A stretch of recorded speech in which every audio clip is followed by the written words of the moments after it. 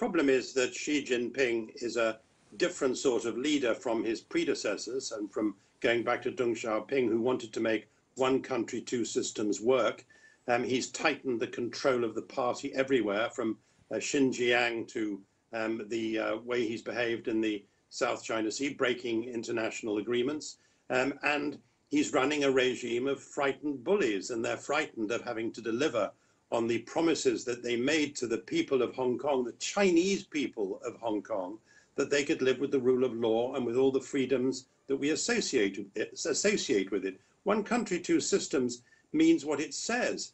And the idea that the freedom that people enjoy or have enjoyed in Hong Kong is somehow a threat, a seditious threat to China, just tells you how nervous the Chinese regime is about anything that allows freedom of speech, freedom of assembly, or the sort of freedoms that we all associate with the huge success that Hong Kong has enjoyed over the years. For Hong Kong, we have not only legal and political obligations to Hong Kong, for which we are responsible for so long, but we also have economic responsibilities, because there are so many great businesses in Hong Kong which have invested a lot of money in this country. And above all, perhaps, we have moral obligations to the people of Hong Kong. And above all, perhaps, we have moral obligations to the people of Hong Kong. And above all, perhaps, we have moral obligations to the people of Hong Kong. And above all, perhaps, we have moral obligations to the people of Hong Kong. Now, that might sound a rather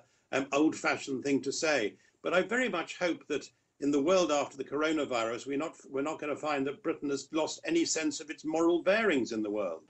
Well, it looks very much that way, but quite how you would actually manage this sort of way of making law with the common law system, which still works, operates in Hong Kong, I'm not sure. And I very much doubt whether the Chinese regime has thought that through either. I'm sure there would be legal challenges as well as challenges on the streets. I just hope that those challenges in terms of demonstrations, and last time the Chinese tried this, there were hundreds of thousands of people on the streets a few years ago.